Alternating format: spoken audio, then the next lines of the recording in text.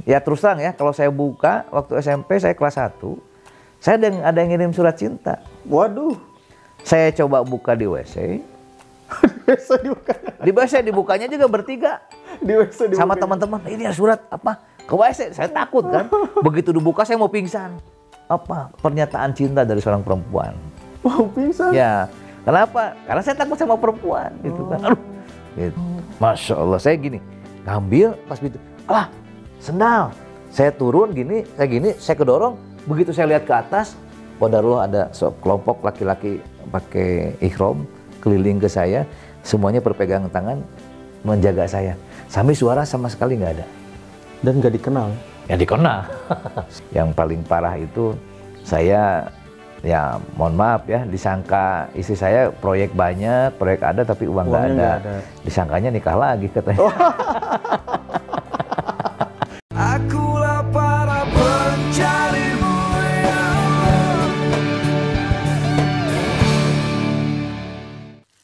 Allah. Assalamualaikum warahmatullahi wabarakatuh. Alhamdulillahirabbil alamin. Wabihi nasta'inu ala umri dunya waddin. Wassalatu wassalamu ala asrofil anbiya'i wal mursalin wa ala alihi washabihi ajmain amma ba'd. Kembali lagi bersama saya Agung Prawoto di program kesayangan kita semua, Ngopi, Ngobrol Penuh Inspirasi. Kali ini saya sudah bersama dengan salah satu tokoh inspiratif Kota Bandung. Beliau sekarang menduduki jabatan penting di DPRD Kota Bandung, yakni sebagai Ketua Komisi A DPRD Kota Bandung. Beliau adalah Mang Haji Rijal Khairul. Mang Haji, Mang Haji. Alhamdulillah. Assalamualaikum warahmatullahi wabarakatuh. Waalaikumsalam warahmatullahi wabarakatuh. Alhamdulillah ini Mang Haji ada menyempatkan waktunya untuk kita ya, untuk teman-teman di Ngopi bisa sharing-sharing tentang perjalanan kehidupan Mang Haji dari mulai Mang Haji dilahirkan sampai sekarang menjadi tokoh inspiratif Kota Bandung. Mang Haji, gimana persiapan Mang Haji untuk 14 Februari Mang Haji ini? Ya, persiapannya seperti biasa. Kita ikhtiar menjemput takdir dan selanjutnya kita serahkan kepada Allah Subhanahu wa taala. Kalau memang itu yang terbaik, insya Allah saya siap untuk menjalani amanah yang memang ini adalah senantiasa adalah amanah dari Allah Subhanahu wa taala. Itu sajalah. Mang Haji itu ini udah periode keberapa, Mang? Insya Allah sekarang saya baru 2 periode, insya Allah sekarang untuk yang ketiga kalinya. Berarti 2014 sampai 2019. Betul. 2019 sampai 2024. Betul. Dan sekarang pencalonan yang ketiga berarti. Insya Allah. Oke. Nah, Mang Haji itu di Dapil 6 teman-teman semua, meliputi kecamatan Babakan Ciparai, Bandung Kulon, dan Bojongloa Kidul. Oke. Berarti sekarang mah dipadatkan ya kecamatannya. Dulu mah kan 5 ya kalau nggak salah. Bukan dipadatkan. Jadi sekarang ini Bandung dibagi menjadi 7 dapil. Jadi dulu dapil 6 ini 5 kecamatan. Jadi sekarang dikurangi gitu ya, karena memang jumlah penduduk dapil 6 ini sangat banyak begitu ya, sehingga dibagi menjadi 7 dapil, dan sekarang memang jadi irit gitu ya. Asalnya 5 menjadi 5, jadi 3 kecamatan ya. Tapi begitu. Jatah kursinya berkurang tidak? Jatahnya berkurang. Karena dulu dapil 6 ini paling banyak, sekota Bandung ini 11 kursi, sekarang menjadi 7 kursi begitu. Berkurang 4 kursi dan berkurang 2 kecamatan juga. 2 kecamatan ya. Itu sangat signifikan tidak menurut Mang Haji pengurangan itu untuk perolehan suara nanti? Saya rasa sama saja ya. Sama ya. Ya, cuman memang tinggal bagaimana kita dalam menjalani ataupun juga bersosialisasi dengan masyarakat, yang tentunya tadi ketika kita kemarin 5 dapil kan biasanya ada juga yang memang fokus terhadap semua kecamatan, ada juga yang fokus terhadap beberapa kecamatan. Memang kemarin saya suara terbesar di 2 kecamatan, yaitu Bojongloa Kaler dengan Babakan Ciparai. Tapi Babakan Ciparai sebagai besi saya, sehingga saya mengambil ke daerah dapil 6 begitu. Walaupun suara terbesar saya juga yang kedua ada di Bojongloa Kaler begitu kan. Tapi itu tadi mungkin barangkali ini yang harus kita lebih silaturahmi lagi di di 2 kecamatan yang lain, itu Bandung Kulon dan Bojongloa Kidul. Gitu. Mang Haji itu dari Partai Golkar ya Mang Haji ya? Ya, Partai Golkar. saya Dapil 6 Partai Golkar ya. Betul. Nomor urutnya Mang Haji nomor urut berapa? Saya kebetulan karena saya sekretaris partai dan juga sudah 2 periode, saya masih dipercaya untuk di urutan ke-1, nomor 1. Mudah-mudahan Mang Haji mudah-mudahan diberikan kelancaran. Ya. Nah Mang Haji terkait tugas di DPRD, Mang Haji kan sudah 2 periode ya. Ini barangkali teman-teman sahabat-sahabat ngopi ini DPRD tugasnya apa sih? Gitu, kan? Ya, inilah yang memang sahabat-sahabat ngopi begitu yang perlu dipahami bahwasanya DPRD itu sebetulnya tugasannya 3. Jadi yang pertama adalah membuat peraturan daerah, yang kedua fungsinya adalah penganggaran, yang ketiga adalah pengawasan.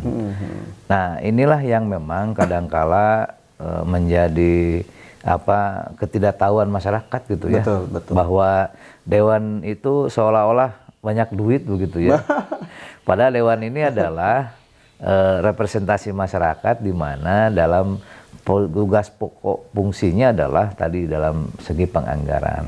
Jadi kami hanya menyetujui anggaran yang disampaikan oleh eksekutif begitu. Nah, ketika penyelenggaraan ataupun juga ketika pelaksanaannya itu adalah semuanya kewenangan dari eksekutif. Nah, wali kota ya berarti ya? Ya, wali kota dalam hal ya eksekutif semua dengan jajarannya sampai ke tingkat bawah. Dan dalam pelaksanaannya tentunya tadi fungsi yang ketiga itu pengawasan.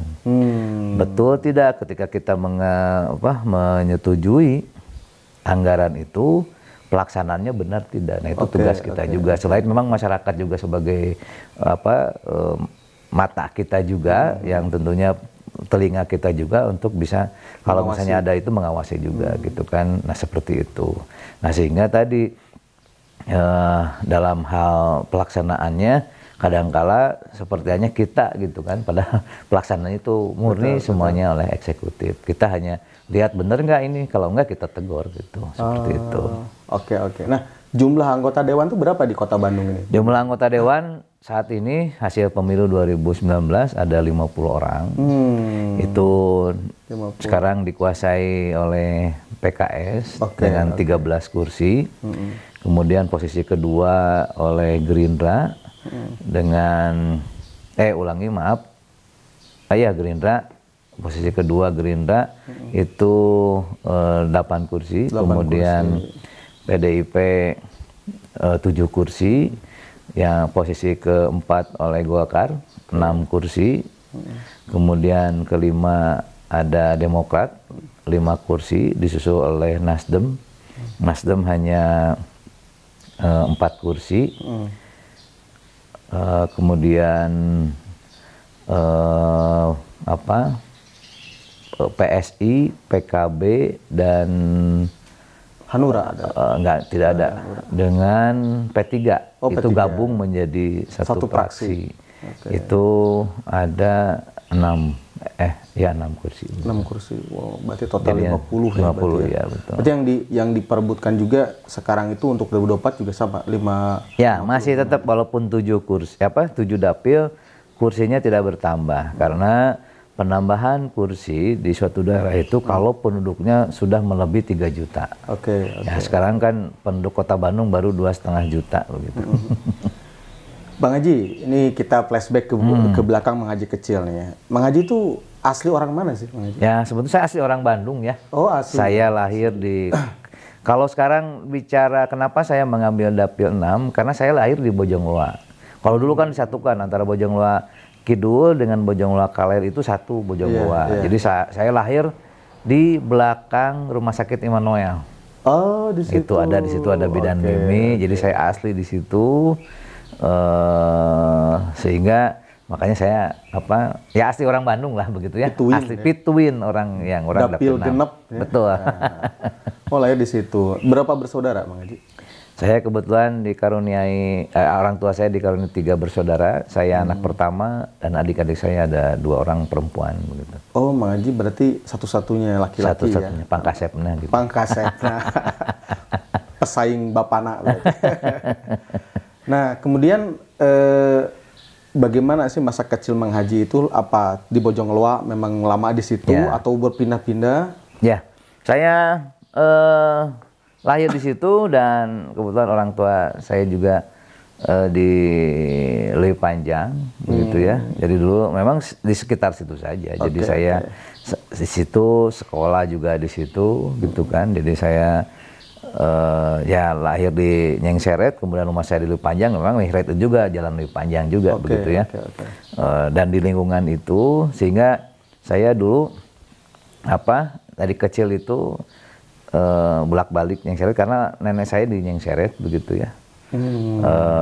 Kemudian saya sekolah di TK Citarip Barat yang di daerah Citarip.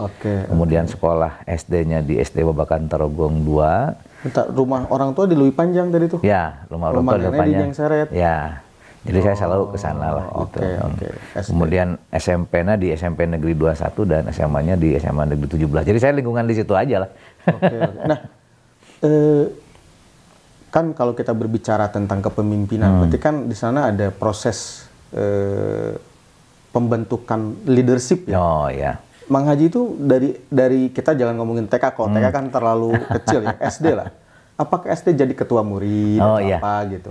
Jadi gini, sebetulnya saya juga heran dan tapi juga nggak tahu ya. Saya waktu TK juga sebetulnya kalau baris atau ada kegiatan kesana saya pingin paling depan. Oh. Ya, pingin paling depan. Dari TK itu. Ya, tapi saya orangnya pemalu. Oh. Walaupun gitu, tapi saya nangis sebenarnya waktu TK. Saya nangis karena saya disimpan di belakang gitu ya. Saya pingin di depan, saya coba nangis. Saya nangis, kemudian juga nangis ya. Waktu SD juga saya orangnya pemalu, bahkan saya dikatakan orang cengeng lah ya. Waktu SD itu. Ya, SD itu saya anak cengeng. Nggak anak mami, saya orangnya sensitif lah ya. Oh, sensitif. Jadi ketika ini makanya saya dulu sempat orang disebut paling cengeng lah ya begitu. Karena setiap ada yang memang menyentuh perasaan saya langsung nangis begitu ya. Walaupun ya saya kalau di SD saya nggak jadi KM, tapi saya selalu saya bergaul membiasa saja begitu ya. Tapi saya sempat menjadi entrepreneur juga waktu SD sih. Maksudnya masa anak SD berbisnis ya? Berbisnis. Saya dulu walaupun di SD, saya paling apik begitu ya. Kemudian saya ketika pergi sekolah saya dibekali jualan jagung atau popcorn. Sama orang tua? Ya, saya sengaja beli, saya bawa sengaja ke sekolah, saya jualin di sekolah. Jadi saya dari SD sudah jadi entrepreneur kecil-kecilan gitu. Pun tanya, Mang Haji, perekonomian keluarga pada saat Mang Haji SD gimana? Ya cukup lah, karena ayah saya dulu asalnya dari honorer, kemudian jadi pegawai negeri, begitu PNS ya? PNS. Jadi saya juga nggak tahu ya waktu itu. Kalau dulu zamannya ada juga teman-teman itu jualan dulu ada mie instan yang kita kremes gitu ya, jualan seperti itu. Orang lain jualan, saya juga ada jualan apa. Saya coba ngomong ke ibu saya dibuatin oleh ibu saya popcorn. Kemudian tiap malam kita bakar pakai lilin gitu ya. Ya, saya jualin berapa ya? Saya lupa waktu itu. Tahun 80 ya pasti. Ya, kurang lebih tahun 80-an. Saya coba jualin. Tapi kadang-kala karena rasa malu saya tapi bisa menggunakan coba bantu oleh teman. Misalnya gini, tolong jualin lah. Anda jual 10, kasih saya 1 gratis begitu. Oh. Seperti itu. Reseller juga. Ya.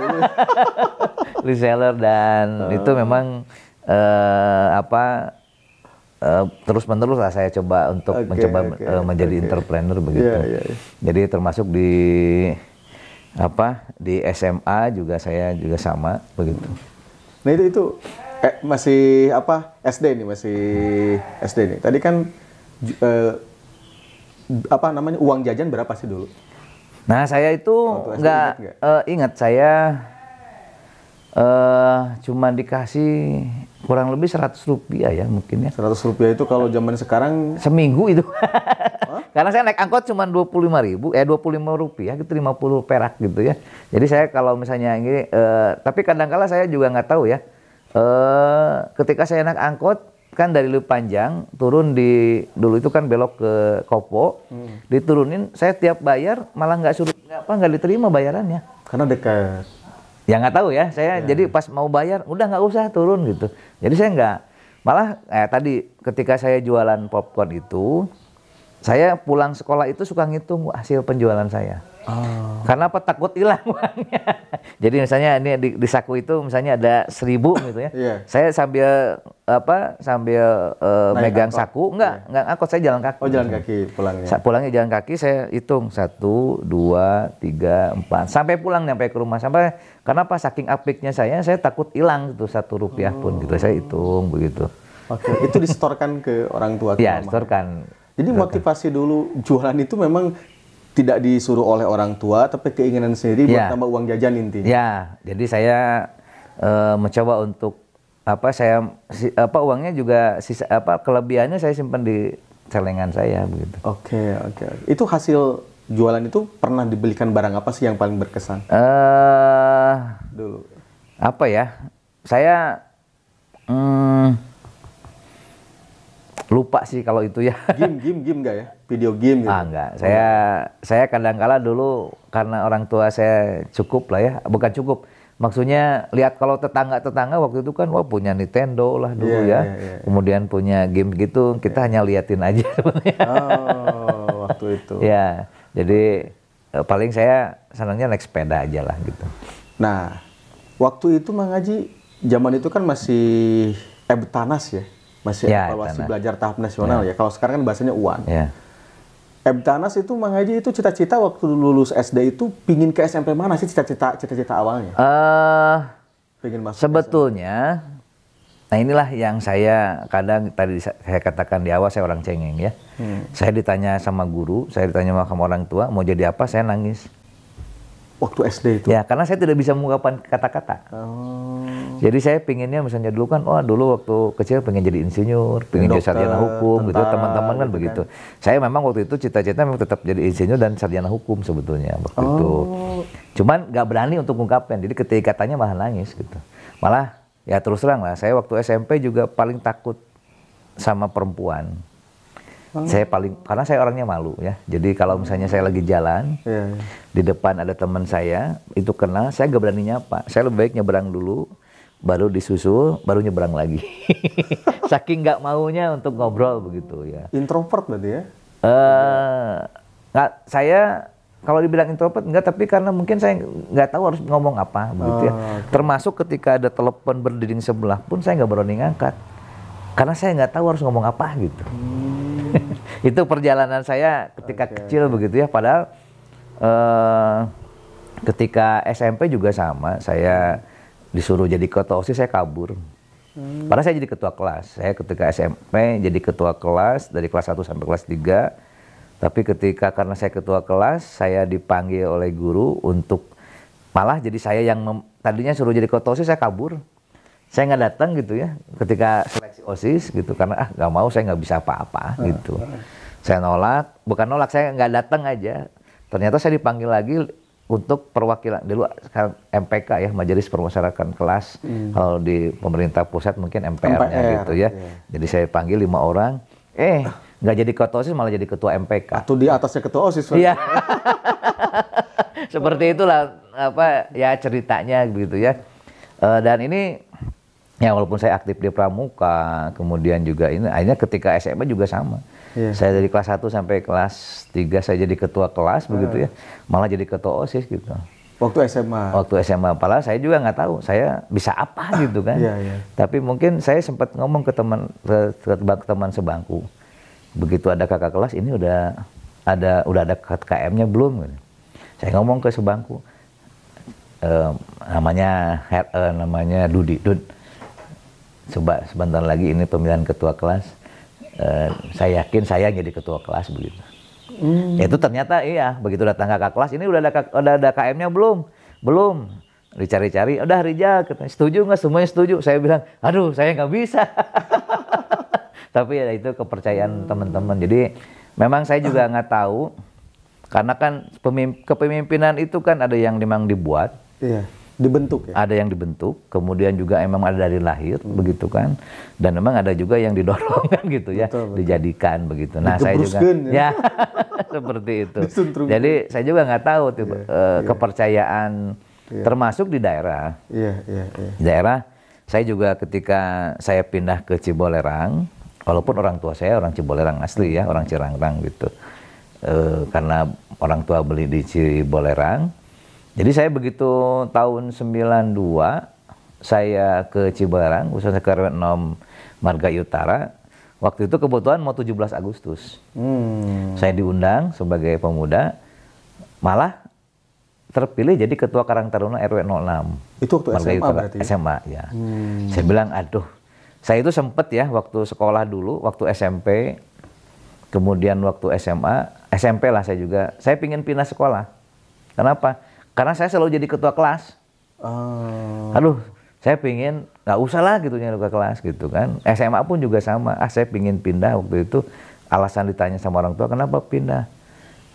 Nah ini jadi ketua kelas terus, akhirnya kata orang tua, kemanapun Rijal pindah, kalau orang sudah percaya, kalau orang sudah ini, maka orang akan mempercayakan sebagai seorang pemimpin gitu. Akhirnya ya udahlah, saya lanjutkan di situ gitu. Walaupun tadi ditanya oleh Mas Agung kaitan dengan pingin cita-cita kemana sih sekolah gitu kan.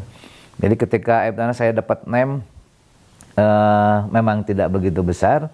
Saya sih pinginnya sekolahnya ke SMP 2, SMP 5 gitu ya, SMP 3. Cuman waktu itu saya masuknya ke SMP 21 gitu, Qadarullah-nya gitu, ke negeri ya. Jadi saya dari SD sampai SMA negeri terus gitu. Cuman waktu SMA memang saya sebetulnya didaftarin 2, saya masuk ke SMA 21 sampai 17. Tapi karena saya sakit, waktu itu kebetulan orang tua saya lagi ke Mekah, udahlah yang deket di 17 aja gitu. Ya udah ini saya di SMA 17. Dulu role model siapa sih kok pingin cita-cita pingin jadi insinyur sama sarjana hukum itu Ya. ngelihat siapa gitu? Sosok siapa gitu?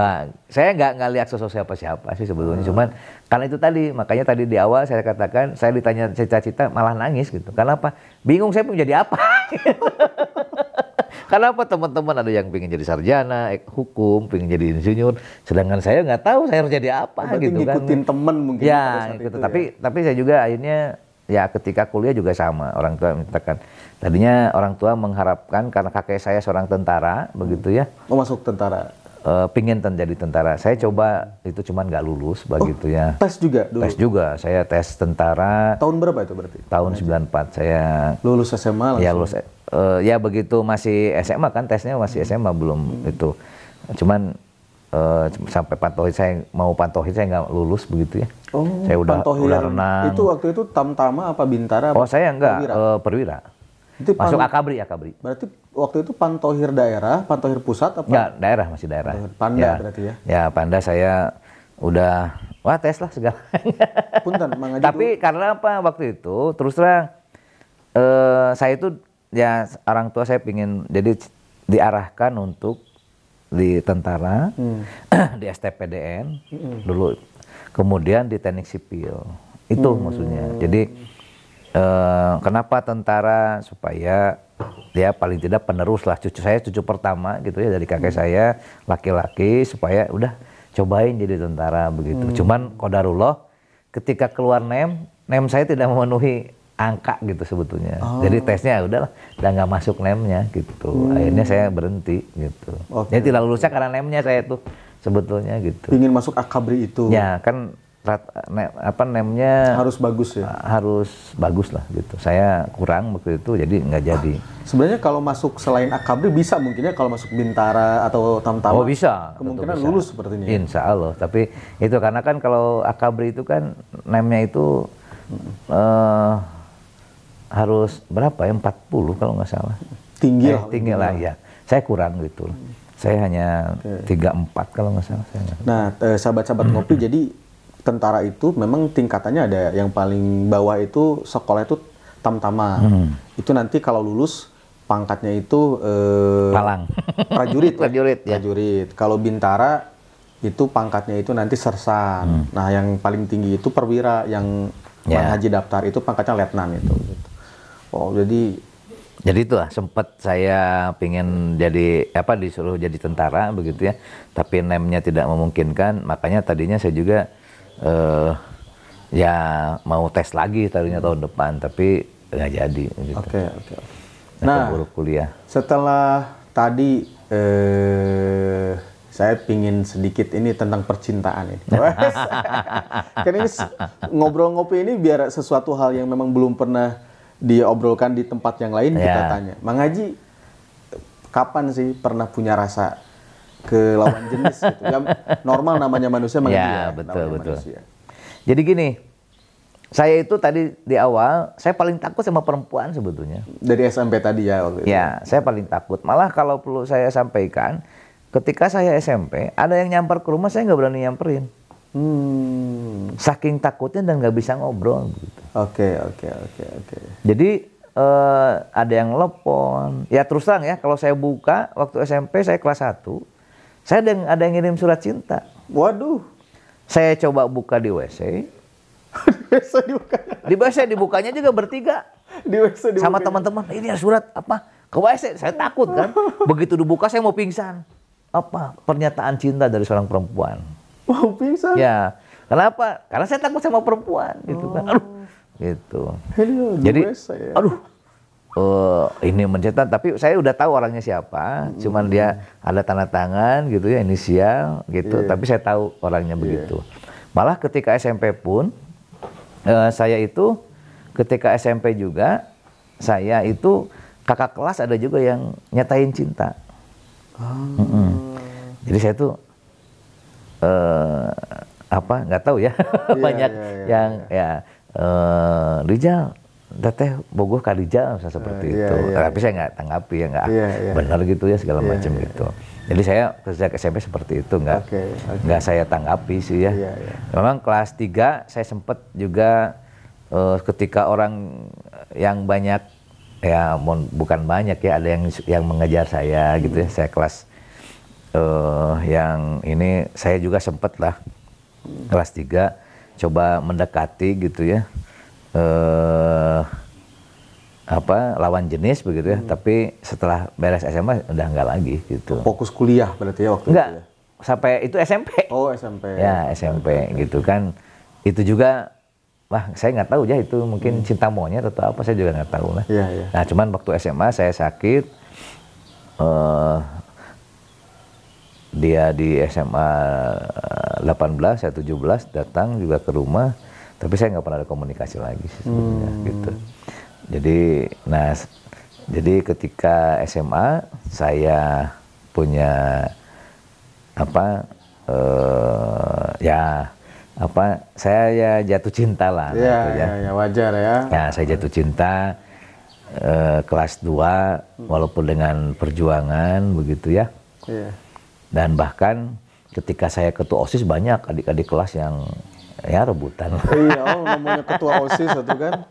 Seperti itu, malah ketika saya ospek anak-anak sekolah kelas 1 itu saya itu hampir mendominasi. Kan dulu ketika kalau ospek kan ada kakak-kakak gitu ya. Misalnya terapi, terganteng, terbaik, terfavorit segala macam. Itu sampai semua sama saya. Kecuali yang jeleknya enggak gitu. Di situ sampai ada adik kelas saya waktu kelas 3. Adik kelas saya adik kelas saya sampai begini. Oh kak, atuh meni sama semua sama kakak gitu. Jadi ketika diumumkan teh kakak terapi saya. Karena saya dulu nggak pernah mabal, saya itu nggak pernah keluar. Terus kemudian saya ngomong, kalaupun Indonesia atau Sunda saya halus gitu. Saya nggak pernah ngomong kasar. Makanya kalau ada perempuan yang ngomong kasar, cenah era jeung si Ijal mah ngomongnya lemes gitu kan. Kemudian ya baju saya nggak pernah dikeluarin. Dan saya juga nggak pernah bolos gitu. Sekolah.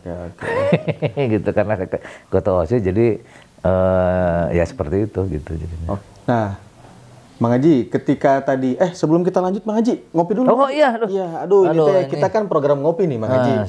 Jadi ngobrol penuh inspirasi dan kita ini disponsori oleh A Lot of Kopi Al-Fathu. Nah, ini dari Kang Haji Andris. Wah, Kang Andris ya. Kang Haji Andris. Luar biasa. Ini kebetulan Kang Haji Andris menyponsori ini kopi ya. Kebetulan beliau juga adalah sahabat dari Mang Haji Rijal. Luar biasa. Iya, luar biasa ya kopi apa? Kalau ini lot of coffee. Lot of kopi. Gimana Mang Haji?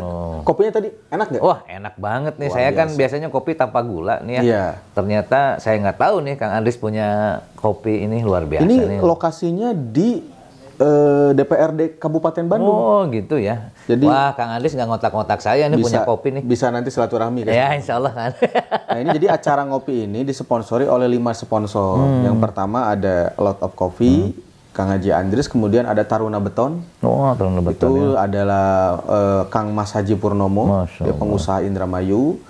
Kemudian juga ada Jaket Keren, Cool and Calm, Kang Sekjen, Sekretaris Jenderal LPNU, itu beliau di Garut.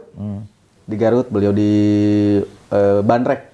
Di Bandrek. Kemudian oleh NU Mineral, itu ada Kang Yayan dan Kang Haji Ade Hoirudin, dan juga Harmonis Komputia. Gitu, Masya Allah saya luar sendiri. biasa ya. Jadi, Mudah-mudahan acara ngopi ini sukses terus. amin, amin. Bisa membawa informasi kepada masyarakat, terutama ya memang keberlanjutan dan juga banyak followernya nih tentunya. Yang memang terinspirasi lah dengan Amin, kegiatan. Baik, Mang Haji, kita lanjut. Nah, ini Mang Haji setelah lulus SMA nih, masa-masa SMA, kemudian Mang Haji lanjut ke universitas. Itu Mang Haji sempat daftar kemana saja universitas itu? Jadi saya sebetulnya dulu sempat les ya di salah satu tempat les. Terus sebetulnya dulu diarahkan oleh orang tua kuliah itu saya harus teknik sipil. Sampai saya nggak tahu teknik sipil itu seperti apa gitu ya. Karena apa? Karena basis orang tua saya selain memang PNS, dulu juga kebetulan orang tua saya suka ngerjain pekerjaan proyek-proyek begitu ya. Jadi orang tua saya mungkin berpikir bahwa ini adalah pekerjaan yang memang mudah ataupun juga cocok lah gitu ya untuk bisa dikerjakan oleh saya begitu. Kenapa? Akhirnya menyuruh untuk teknik sipil. Jadi saya juga sempat sekolah di UNWIM, Universitas Minai Mukti, teknik sipil begitu ya. Walaupun tidak beres begitu, karena saya sekolahnya 2. Jadi satu lagi saya di Universitas Langlang Buana.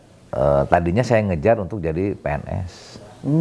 Karena orang tua saya selain memang pengusaha setelah jadi kontraktor juga masih PNS gitu. PNS. Jadi di mana Bapak tuh PNS-nya? PNS di Kota Bandung gitu. Di Dispenda, ya. Jadi Dispenda, sehingga waktu itu ya udahlah jadi PNS aja, makanya saya malamnya saya sekolah dibarengi sekolah karyawan, kelas karyawan gitu. Di Unla itu. Di Unla. Jadi saya beresnya sebetulnya lebih cepat dari di Unla gitu ya. Jadi teknik sipilnya saya sudah tingkat 4, saya tingkat nyusun tapi saya tidak teruskan. Di Unla waktu itu jurusannya apa? Ilmu pemerintahan. Karena ilmu kan targetnya saya mau jadi PNS. Gitu. Nah, Oke. Tapi setelah lulus saya terjun ke dunia usaha. Ya, salah satunya di kontraktor. Tahun berapa itu memulai? Itu saya sebetulnya memulai sejak kuliah. Saya suka bantu-bantu Bapak, begitu ya. Saya coba belajar gitu kan, bagaimana ngerjain itu, begitu kan. Nah, jadi sejak kuliah juga saya sudah ngebantu-bantu. Jadi saya lulus tahun 99, saya langsung terjun gitu ya. Saya punya perusahaan atas nama saya coba cari-cari pekerjaan-pekerjaan kecil lah, sekitar 20 jutaan segala macam. Kemudian saya dengan orang tua pun, saya bukan dikasih modal, tapi dipinjemin modal. Jadi ketika saya punya pekerjaan nih, seperti itu modalnya, balikin gitu. Alhamdulillah lah, saya bisa berjalan dan saya bisa nikah dengan uang sendiri begitu. Dulu proyek paling besar apa tuh? Proyek yang pernah proyek paling besar ya saya dapat tender pengerjaan taman gitu ya. Padahal saya nggak punya modal.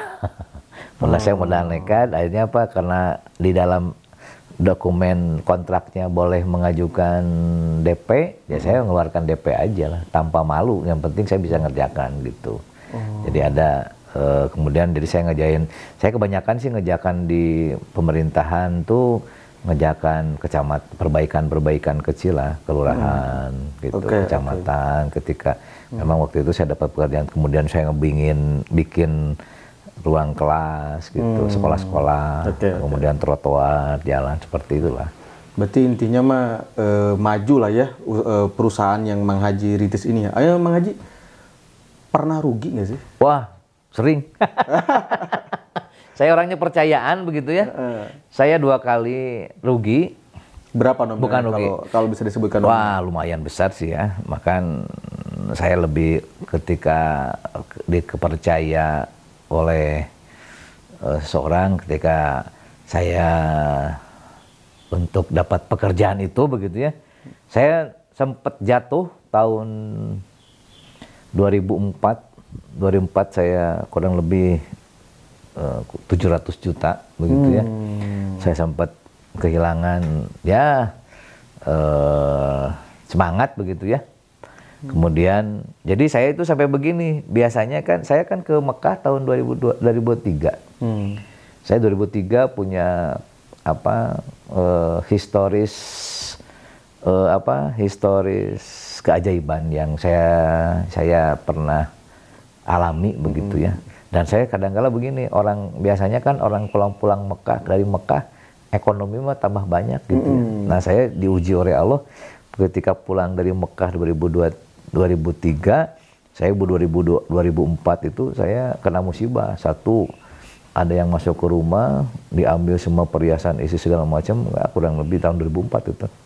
Kurang lebih emas berlian segala macam keambil lah sama itu. Itu tinggal di mana dulu waktu itu? Dulu di Kopo juga, di Kopo Sari, di Kopo Mas. Jadi itu kena ada yang masuk, jadi saya habis. Kemudian kena tipu juga proyeknya, saya ngeluarin ini proyeknya nggak ada. Itu kurang lebih jadi 700 jutaan lah gitu. Saya tadinya berpikir, aduh biasanya orang yang paling gitu mungkin Allah mencoba saya. Kemudian 2008 saya juga sama. Saya usaha segala macam, saya kerjasama dengan seseorang, malah dipakai dia. Bahkan sekarang juga dia adalah berani muncul lagi nyalonin gitu ya. Nyalek, padahal utang ke saya juga belum beres. Itu kurang lebih 800 jutaan saya. 2008 pernah nipu Mang Haji 800 juta?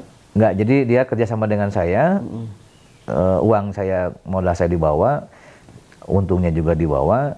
Malah sekarang dia ada nyalek sih sebetulnya kalau saya buka begitu ya. Itu kurang lebih nggak ada.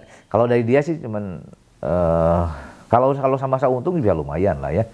Bisa 5 juta, tapi saya ya kurang lebih 300 jutaan bagi dia. Tapi yang paling parah itu saya ya mohon maaf ya, disangka istri saya proyek banyak, proyek ada tapi uang nggak ada.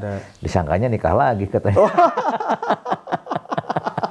Gimana ceritanya itu kok bisa istri punya pemikiran? Ya karena apa? Uang nggak ada, saya pulang malam segala macam. Terus proyek ada, kok kemanain uangnya gitu. Jadi sempat istri saya ketika saya sholat bareng berjamaah, sholat subuh tiba-tiba nangis. Kenapa? Jujur katanya. Nikah lagi nggak? Katanya gitu. Ya Allah, saya bilang, informasi dari mana? Ya kan uang nggak ada gitu, segala mana, kemana aja gitu. Saya karena kalau setiap permasalahan saya jarang ngobrol dengan istri karena saya tidak mau membebani istri lah untuk permasalahan-permasalahan yang ada gitu. Gitu Mas Agung. Jadi saya pokoknya akhirnya saya kaget gitu, istri saya ngomong tiba-tiba nangis, bilang supaya saya jujur, nikah lagi atau enggak? Waduh, ini kemana nih? Saya orangnya dari dulu kalau udah satu ya udah satu lah, cukup lah gitu insyaallah.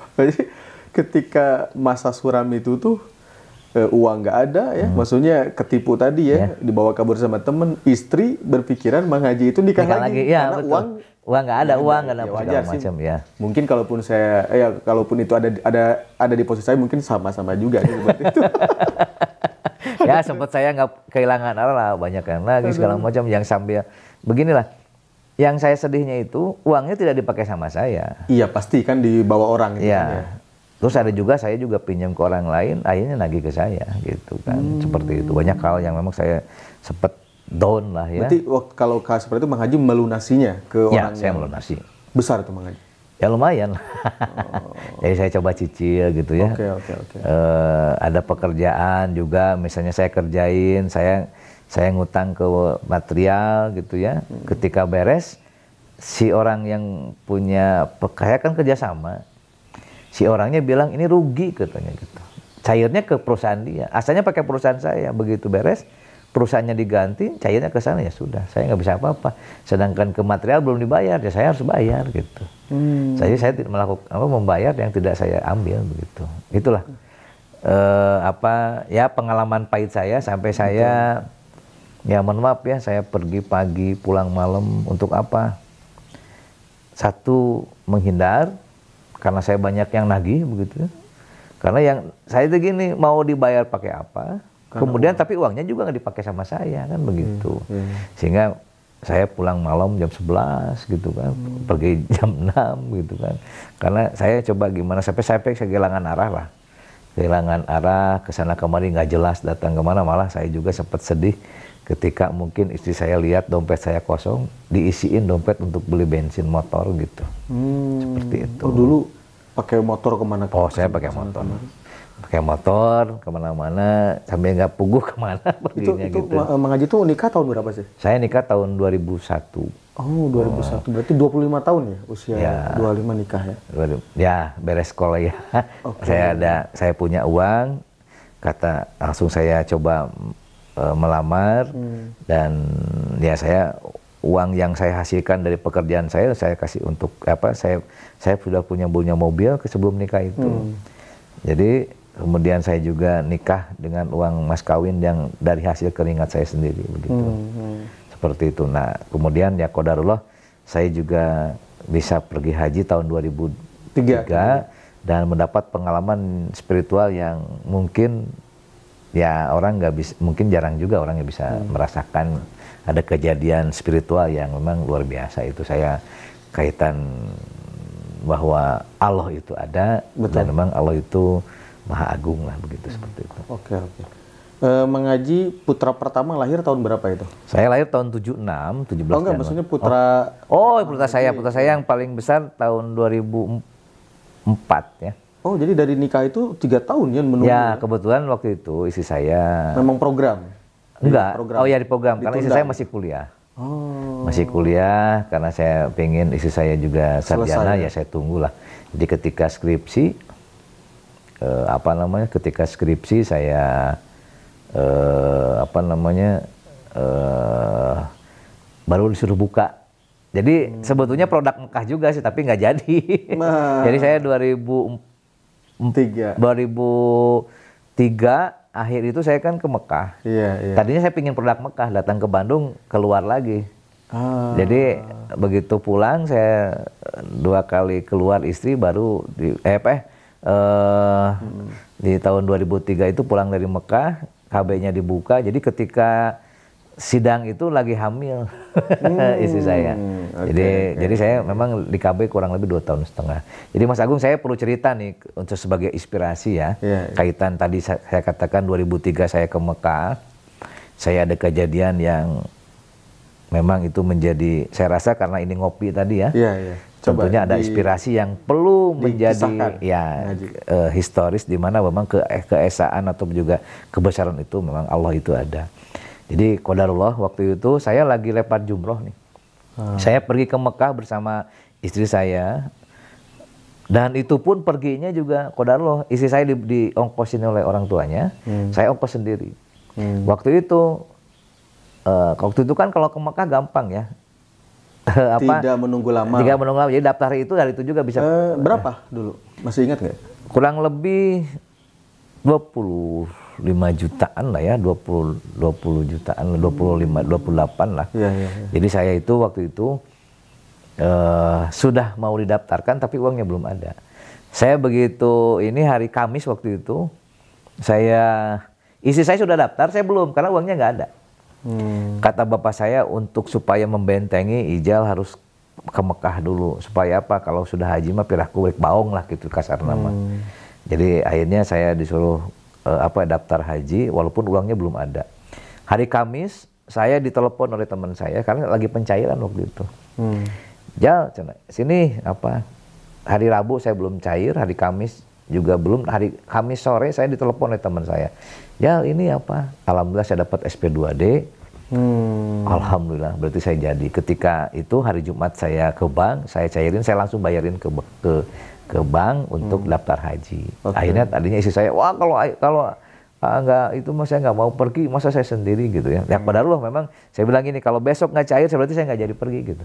Tapi qadarullah waktu itu saya daftar langsung dijadwalkan tahun depan waktu itu dia di bulan apa saya lupa, jadi langsung itunya udah saya pergi langsung udah pergi. Nah di sana saya ketika lempar jumroh, nah saya pergi sama adik saya, sama bibi saya, adiknya bapak, sama istri berempat.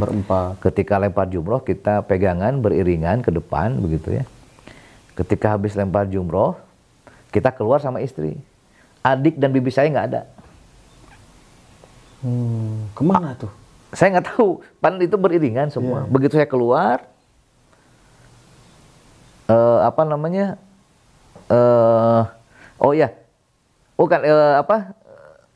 bukan saya lupa. Jadi saya ke sana, kan di situ tuh gini, karena itu ribuan orang dari seluruh dunia. Ketika itu saya menggunakan sendal satu merek gitu ya. Sayang waktu itu karena saya susah payah mencari uang, copot waktu kata pembimbing kalau sendal copot biarin aja.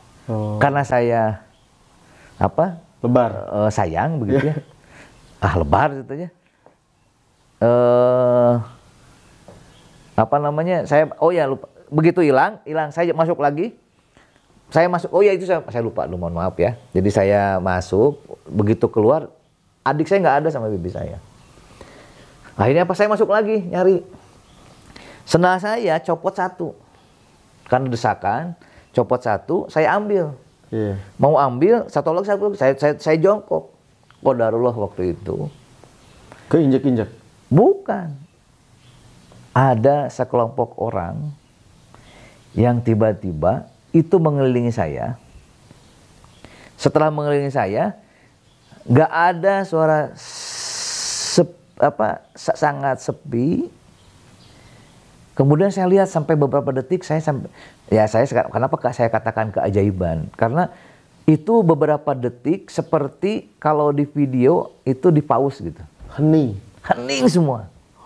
Masya Allah, saya gini ngambil pas begitu, sendal. Saya turun saya kedorong.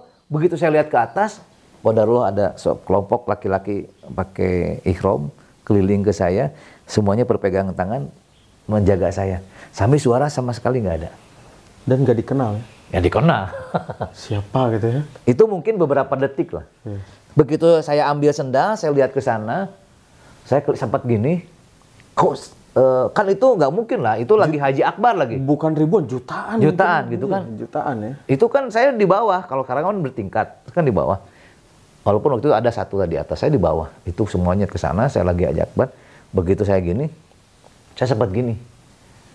Begitu saya sadar, saya berdiri, langsung begitu lagi. Nah, saya langsung begitu lagi, saya keluar. Saya sempat tertegun sebentar. Ya Allah, inilah mungkin kuasa Allah. Kan itu bisa meninggal kalau keinjakan ya, segala macam. Kemudian juga kuasa Allah bisa menghentikan waktu lah, kasarnya kan seperti itu. Mempaus. Ya, tadi kalau katakan paus. Subhanallah, saya bilang ini Allah Maha Besar dengan segala kuasanya gitu ya. Saya sempat tertegun. Itu mungkin beberapa detik saya sampai gini dulu. Caricing. Nah, itu kan semua gitu. Nggak ada suara sama. Amun cek Sundana masih gagak angkat tincak gitu ya. Itu udah aja. Itu satu. Kedua, inilah yang menjadi kadangkala memang kontan lah kalau di Tanah Suci itu. Betul. Saya itu kan biasanya kalau janjian dengan orang, ya walaupun saya datang. Misalnya janji jam berapa? Jam 5. Saya waktu SMA, waktu kuliah, jam 5 saya datang misalnya jam 10. Janji. Tapi saya pasti datang. Ya menunggu orang lah. Ini qadarullah saya lagi di Madinah. Saya janjian sama adik saya sama istri saya. Saya di Madinah, janjian sama adik saya sama bibi saya. Setelah sholat zuhur, kata saya nanti tunggu di sini ya. Kalau nggak salah dulu pintu 25 kalau nggak salah. Iya, saya nunggu. Nggak ada adik saya. Saya pergi ke hotel, nganterin istri, balik lagi asar saya.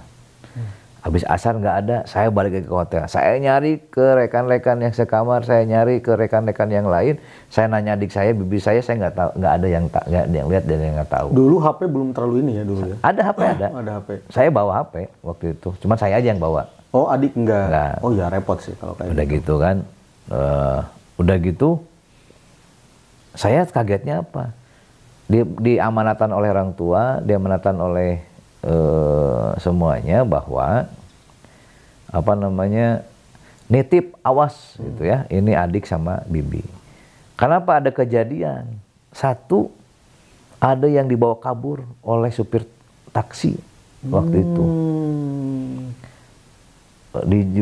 Dibunuh, dibuang di Padang gitu satu. Yang kedua ada juga yang laki-laki mau pakai cadar masuk ke WC perempuan, itu kan itu waktu haji di sana.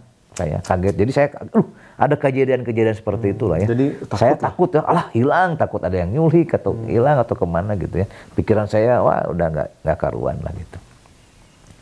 Maghrib saya sholat maghrib, sholat isya saya nunggu lagi di situ. Nggak ada juga.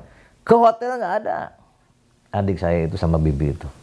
Saya nanya ke yang punya yayasan, saya punya ke itu nggak ada yang tahu. Saya akhirnya ke kamar nyimpan lagi itu. Badai isya, saya tunggu lagi di situ sampai jam 9 malam. Gak ada juga itu. Saya kaget. Akhirnya apa? Saya jam 9:30, saya istighfar. Astagfirullahaladzim. Apakah ini kesalahan saya? Saya selalu melak orang. Saya selalu orang nunggu-nunggu saya, walaupun saya datang. Saya waktu itu istighfar. Tiba-tiba datang ada, saya nanya, teman sekloter, lihat nggak? Ada kata di sana lagi makan. Saya ketemu, saya melampiaskan waktu itu marah, tapi saya juga ke adik saya itu marah, tapi saya istighfar. Astagfirullahaladzim, ini mungkin teguran buat saya, karena selama ini saya di Bandung suka nyuruh nunggu orang gitu kan ya, seperti itu. Ya Allah, berarti ya itu ya. Kalau memang kita tidak, dan karena apa? Saya orangnya dari dulu tidak orang yang tidak bisa menolak. Tidak bisa mengatakan tidak begitu kan. Makanya saya sekarang berusaha, makanya kan Mas Agung, saya kalau sekarang sudah menjadi anggota dewan selalu katakan kalau bisa-bisa enggak. Sehingga saya tidak mau berjanji. Ketika saya berjanji itu kan ada hutang, beban. Jadi akhirnya apa sekarang itu. Jadi kalau misalnya gini, saya dari dulu, Jal siapnya jam 5, ya. Padahal saya nggak bisa karena ada kegiatan yang lain gitu ya. Paling bisanya nanti. Tapi saya iyahkan dulu. Karena orangnya saya nggak bisa nolak. Akhirnya apa kalau sekarang? Wah nggak bisa. Jadi saya orang yang nggak bisa bilang tidak, nggak bisa bilang nggak. Jadi akhirnya, nah dari pelajaran itu saya akhirnya berupaya ketika misalnya janjian jam 10, aduh nggak bisa, saya ada kegiatan ini, paling saya jam 1. Kalau dia nggak bisa ya udah nggak batal. Kalau saya waktu itu kalau misalnya jam 9 nggak bisa bilang tidak pokoknya. Kalau misalnya disuruh nggak bisa bilang tidak. Itu aja kelemahan saya dulu. Malu gitu. mungkinnya segan ya. Segan. Bukan malu, nggak tahu ya, saya pokoknya nggak bisa bilang tidak aja. Kudu bisa pokoknya. Pokoknya iya aja dulu, walaupun nggak tahu seperti itu. Nah itulah yang memang akhirnya jadi bahan pelajaran saya. Nggak boleh orang dibuat menunggu begitu ya tanpa ada kepastian. Sehingga saya selalu menyatakan kalau bisa-bisa enggak. Kalau dulu bisa enggak? Ah bisa aja dulu. Nah kayak ada teman. Tapi kalau misalnya kalau sekarang bisa enggak? Ah nggak bisa. Ya udah nggak bisa. Sekeras apapun, sekecil apapun, contoh misalnya termasuk sama orang tua misalnya, bisa enggak? Ah nggak bisa aja. Kalau dulu saya nggak bisa nolak gitu ya. Maksakeun ya udah. Walaupun telat begitu. Tapi itu kan membuat jantung berdebar loh. Dari zuhur sampai setengah 10 malam. Itu dia akhirnya pas saya tanya, ya ini katanya bibinya ngajak, udahlah nanggung, kita nunggu asar aja di masjid gitu. Jadi sholat asar. Udah sholat asar, dia nggak ke hotel juga, udahlah kita di masjid aja. Nunggu maghrib sampai isya, sholat isya, baru keluar dia makan ke restoran. Jadi baru makan jam 9 lebih, untuk pulang dari restoran 9:30, ketemu di jalan, saya sempat meluap gitu ya. Nangis, saya nangis deh, aduh atoh ada, ambek ada gitu ya. Aduh ya Allah, saya bilang. Pas begitu adik saya juga nangis, karena apa? Mungkin saya lihat saya kayak marah gitu ya. Saya marah itu bukan karena kesal itunya, tapi satu kan sudah janjian gitu ya. Takut hilang, karena kan saya diberi beban gitu ya. Nah itulah akhirnya saya punya pelajaran bahwa Allah Maha Agung, Allah Maha Kuasa. Satu pelajaran yang menjadi inspirasi saya adalah kita jangan pernah menyampaikan keberadaan Allah itu memang ada. Allah bisa segalanya dan tidak ada yang tidak mungkin bagi Allah. Sehingga tadi demi waktu gitu ya Mas, bahwa Allah bisa menghentikan waktu kan begitu. Betul. Ketika tadi kejadian saya waktu jumroh gitu ya, beberapa detik bisa menghentikan waktu orang, dan itu orangnya juga diam semua, nggak ada yang ngomong. Saya nggak dengar sekecil apapun. Yang kedua, bahwa memang dalam kehidupan ini ketika kita jangan banyak berjanji. Ini ada kaitan dengan jabatan saya sekarang. Gitu kan? Betul. Ketika saya berjanji, ketika saya memang mengatakan itu harus benar, itu harus tepat, dan itu harus dilaksanakan. Ini adalah sebuah komitmen saya dalam kehidupan. Ketika saya pernah menjanjikan, ternyata misalnya tadi janji itu adalah harus ditepati, begitu ya. Karena apa? Orang menunggu. Itu kan seperti itu. Dan tentunya ada juga satu inspirasi buat saya adalah ketika saya, karena dulu sering saya suka usaha begitu ya, saya suka pinjam, atau juga misalnya contoh saya pinjam ke material, saya dapat inspirasi juga dari sahabat saya. Kata beliau, "Mang, upami urang gaduh hutang segera bayar." Kenapa? Allah akan kontan juga waktu itu kalau kita tepat waktu membayar hutang, maka Allah akan memberikan rezeki kita lagi. Dan itu memang subhanallah saya merasakan sekali. Dulu saya ketika saya usaha, contoh misalnya Mas Agung ya, cairnya tanggal 20-an. Lumayan nanti aja tanggal 1. Ketika saya belum tahu riba. Lumayan lah kalau disimpan di bank, ngenap dulu kan lumayan. Ada lebihnya kan seperti itu. Walaupun nggak seberapa. Kecil. Kecil. Tapi lumayan lah. Akhirnya apa? Ketika saya misalnya cair tanggal 10 atau tanggal 20, nanti aja bayarnya tanggal 1. Tanggal 5. Karena apa? Kita tidak tahu bahwa orang itu yang kita pinjami, orang yang kita nganjuk gitu ya ke toko, kan dia lagi butuh. Kenapa dilama-lama? Uang ada, kenapa nggak segera dibayarin? Dan qadarullah, memang ternyata saya coba itu ketika saya misalnya contoh beres, cair, begitu itu saya ambil ke bank, saya bayarin, dan kontan, waktu itu juga saya dapat pekerjaan lagi. Kemudian saya coba ada hutang ke teman saya. Ya, saya bayar utang, misalnya saya punya utang 5 juta. Ternyata masuk lagi 10 juta. Tidak menunggu lama. Nah inilah yang memang menginspirasi kita kadangkala, orang yang punya utang kadangkala, makanya kan dalam keterangannya juga kan ketika ada orang utang ke kita harus mengingatkan kan gitu. Karena kita jadi dosa kalau tidak demikian gitu kan. Betul. Tapi kadangkala kan kita juga capek nangis-nangis terus kan gitu. Jadi malu kitanya nangis. Jadi malu kan seolah-olah seperti apa. Nah makanya ini adalah inspirasi yang mungkin teman-teman ngopi semua juga harus pahami bahwa hutang itu harus dibayar kan gitu. Hutang harus dibayar. Kita harus ingatkan, dan kita juga ketika berjanji juga itu adalah bagian dari hutang yang harus kita bayarkan begitu. Dan ketika ada seberapa pun ya harus segera kita bayarkan. Dan ini memang menjadi menginspirasi kepada saya bahwa memang Allah tidak akan menerima orang jenazah kita kalau kita punya hutang kan begitu. Rasulullah juga begitu kan. Ini masih berhutang, kalau hutang kita tidak bisa salatkan. Untuk segera dibereskan dulu masalah-masalah hutang piutang itu. Makanya tadi saya kadangkala orang yang begitu mudah seseorang menyatakan pinjam gitu ya, tapi ketika orang itu pinjam lupa akan bayar. Beliau ketika mau pinjamnya, seseorang itu siang, malam, pagi, sore datang ke kita, ngejar-ngejar kita, nelpon, datang segala macam. Ketika sudah diberi lupa. Betul. Ya kan seperti itu. Kita kan sebetulnya ya minimal ada bahasa lah ya, mohon maaf belum ada segala macam kan kita juga tahu. Misalnya dia belum ada, tapi kan jadi jangan seolah-olah kita ngejar-ngejar terus kayak debt collector kan begitu. Nah itulah mungkin salah satu memang tadi inspirasi yang memang perlu kita pahami bersama berkaitan dengan beberapa kegiatan yang memang tentunya akan berpengaruh terhadap kehidupan kita. Jadi insya Allah Allah itu pasti memenuhi janji Allah ketika memang tadi kita banyak bersyukur, begitu ya. Banyak itu yang harus kita lakukan. Oke. Gitu, Mas Agung. Oke, luar biasa Mang Haji. Mang Haji ini teh produk siapa Mang Haji ini? Aduh, ini ada salah satu rekan saya, beliau agen ini, dan beliau ini biasanya kalau ada kegiatan-kegiatan suka supporting gitu ya kaitan dengan ini. Mungkin nanti sahabat ngopi juga bisa datangi nanti sahabat saya Bubun begitu ya. Oh, Ibu Hajah Ani ya? Ya, Bu Hajah Ani. Ini kalau misalnya supporting kaitan ini, kalau memang ini selalu biasanya ditampilkan begitu ya. Mudah-mudahan tadi ada 5, mudah-mudahan ini jadi salah satu sponsor juga nih. Ini Hapitro ini ya. Hapitro yang air de mineral ya. Ya, insya Allah ini halal begitu ya, ada logonya. Nah, Mang Haji, sekarang saya ingin masuk terkait Mang Haji ketika pencalonan jadi DPRD ya. Yang pertama ya.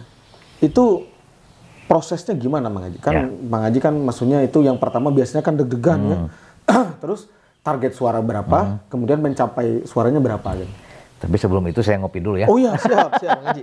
Iya ini sahabat ngopi. Ini sahabat ngopi. Lot of Coffee. Nah itu Masya Allah. Baik, Mas Agung. Jadi sebetulnya proses pencalonan saya sebagai anggota DPRD prosesnya begitu panjang. Kenapa katakan panjang? Karena saya dari bawah. Saya perjalanan politik saya, perjalanan karir saya di bawah. Saya tidak ujug-ujug langsung di atas. Iya. Walaupun waktu itu saya sebagai ketua forum pemuda mahasiswa Partai Golkar Jawa Barat gitu ya. Saya juga diawali dari saya bendahara partai di kelurahan. PL ya. PL. Waktu itu Komlur, kalau Komlur. Kemudian saya naik jadi sekretaris kecamatan. PK, kemudian naik jadi wakil ketua, kemudian turun lagi sekretaris dan naik lagi jadi ketua. Dan saya akhirnya jadi ketua partai. Nah, di saat saya jadi sekretaris partai, saya memang beberapa kali ditawari untuk jadi anggota DPRD. Waktu itu masih nomor urut. Dan waktu itu orang tua saya, bapak saya sebagai bendahara partai, saya 3 kali dicoret Mas Agung. Jadi saya 97 ketika saya mahasiswa, saya sudah ditawari untuk jadi calon anggota Dewan Provinsi. Waktu itu zaman Pak Abdul Nur Haman, Ketua Golkar Jawa Barat. Cuman bapak saya nyoret, jangan dulu lah. Kemudian 99 saya juga ditawarin untuk jadi calon anggota legislatif juga, dikasih formulir, tapi bapak saya tidak mengizinkan. Kemudian dari 99, 2004 saya juga dicoret lagi. 3 kali. 3 kali. Termasuk 2009, 4 kali saya dicoret menjadi calon anggota legislatif. Ya, karena waktu itu bapak sebagai bendahara janganlah. Saya sempat udahlah ngapain jadi anggota dewan, walaupun waktu itu saya pengen jadi anggota DPRD. Tapi akhirnya saya pahami sekarang begitu ya, bahwa untuk jadi wakil rakyat itu bukan menjadi nyari pekerjaan. Betul. Tapi betul pengabdian. Kenapa? Waktu itu saya masih kuliah, waktu itu saya belum mapan, waktu itu saya masih mencari jati diri. Jadi kalau misalnya sekarang waktu itu saya misalnya, maaf ya, mungkin kedewasaan saya, kematangan saya belum full. Kalau saya tidak jadi, mungkin jadi stres kan begitu. Betul. Kedua, ketika orang tua saya jadi anggota, jadi ketua Golkar, ketua pimpinan dan anggota DPRD, saya pun tidak memanfaatkan fasilitas itu.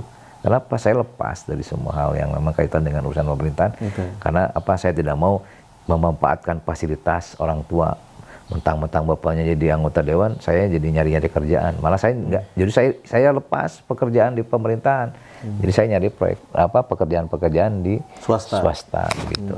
Nah, jadi dari situ akhirnya saya enjoy dengan usaha saya. Nah, ketika 2003 saya jadi ketua Golkar Kecamatan Babakan Ciparai tahun 2009. 2009 saya jadi ketua Golkar Kecamatan. Saya banyak bergerak untuk mengumpulkan masyarakat, mengedukasi masyarakat dengan keterbatasan saya. Saya nggak punya duit gitu kan. Bahwa perjuangan ini adalah perjuangan memang tidak bisa instan. Ketika kita ingin menjadi seseorang itu kan semuanya juga tidak bisa instan. Dan tidak semuanya memang bisa dibayar dengan uang. Karena ada teman saya juga habis-habisan mengeluarkan uang tapi tidak jadi juga kan begitu. Nah saya dengan segala keterbatasan saya coba berkomunikasi, berkoordinasi, rapat dan segala macam, mengumpulkan orang, membuat sebuah membuat sebuah kegiatan dan sebagainya. Ya alhamdulillah memang alhasil saya 2013 itu sudah tidak mau untuk jadi anggota dewan. Udahlah, udah nggak mau lah, mending usaha aja. Karena dicoret terus ya. Tapi ketika 2013 orang tua saya waktu itu anggota dewan, udah cobain aja. Akhirnya 2013 saya coba maju, mau mengisi formulir begitu ya, formulir untuk jadi anggota dewan. Dengan keterbatasan saya tidak punya uang. Saya tidak punya modal. Dan ya qadarullah, saya hanya punya modal sosial yang sudah saya tanam dari tahun 2010 karena saya adalah ketua Karang Taruna Kecamatan Nubakan Ciparai. Saya berupaya untuk selalu silaturahmi dengan berbagai orang. Dengan dengan menyiapkan bahwa saya punya uang atau tidak. Tapi saya berupaya untuk menyapa warga, saya mencoba untuk ikut setiap kegiatan sosial, itu seperti itu. Jadi 2014 saya bertarung begitu kan dengan senior-senior, bahkan saya waktu itu adalah sebagai anak ketua DPD Golkar. Tapi urut saya nomor 5 waktu itu. Oh, nomor 5 ya? Ya, tidak, walaupun saya anak ketua partai, saya tidak diberikan nomor urut 1. Itu pesaing di partai sendiri siapa aja waktu itu di Dapilna? Nah, di partai itu senior-senior yang sudah beberapa kali nyalon lah waktu itu ya. Yang ada petahana tidak? Oh, tidak ada. Kebetulan petahana orang tua saya. Oh, nah, Papa Haja saya. Ya, orang tua saya petahana, tapi orang tua saya ketika nyalon wakil wali kota kalah, pencalonannya dipindahkan ke SMS begitu. Dan qadarullah, tim sukses Bapak pun waktu itu orang tua saya tidak menjadi tim sukses saya. Ini Mang Haji bikin sendiri tim sukses? Saya bikin sendiri dan bahkan mungkin berpikir jangan nggak ada uangnya gitu kan, seperti itu. Jadi saya mungkin boleh katakan saya paling irit lah dalam berkompetisi di tahun 2014. Tapi orang menyangka wah saya bagi-bagi duit dari mana gitu. Dan qadarullah saya sudah 2 periode ini saya tidak melakukan itu. Jadi saya mencoba mengedukasi masyarakat bahwa ini adalah suara Anda 5 menit di TPS adalah 5 tahun ke depan. Jadi saya selalu berupaya bahwa dalam pemilihan ini bukan nilai uang, tapi nilai komitmen yang harus kita bangun dalam 5 tahun ke depan. Jadi kalau kita berbicara nominal, kita berbicara pragmatis, maka permasalahan selesai di hari itu. Dan saya coba membangun sebuah komunikasi, saya menjamin sebuah mindset kepada masyarakat, bahwa saya turun ke sini bukan untuk hari ini, tapi untuk 5 tahun ke depan. Betul. Sehingga apa? Masyarakat sekarang ini kan mencoba misalnya pragmatis, nggak bawa apa-apa, nggak segala macam, ya mangga. Ketika saya datang ke masyarakat, saya hanya minta doa, saya hanya minta dukungan. Saya bukan berarti take and give, misalnya saya kasih uang atau saya kasih sembako, mereka milih saya. Saya nggak mau begitu. Tapi saya mencoba turun ke masyarakat dengan apa adanya. Kalau kerasa program saya, kalau kerasa kedekatan saya, ya pilih saya. Tapi kalau tidak ya jangan. Kalau tidak ada kemaslahatan, tidak ada kebermanfaatan, kalau saya ada maslahatnya jangan. Tapi kalau ada kebermanfaatan mah enggak. Kenapa? Saya selalu menyampaikan kepada masyarakat, ayo sama-sama kita mau untuk hari itu atau untuk 5 tahun ke depan. Kalau mau 5 tahun ke depan, jadi nanti kalau Bapak Ibu milih saya, kalau Bapak Ibu percayakan suara Anda kepada saya, maka kalau Bapak Ibu membutuhkan sesuatu, berbicara sesuatu untuk kepentingan warga masyarakat, saya akan bantu. Karena saya mengedukasi masyarakat. Kalau saya misalnya membayar ibu bapak baik dengan uang atau sembako, ketika suatu saat ibu bapak percaya mau butuh ke saya tinggal bilang, kan sudah dibayar. Ngapain minta lagi tolong ke saya?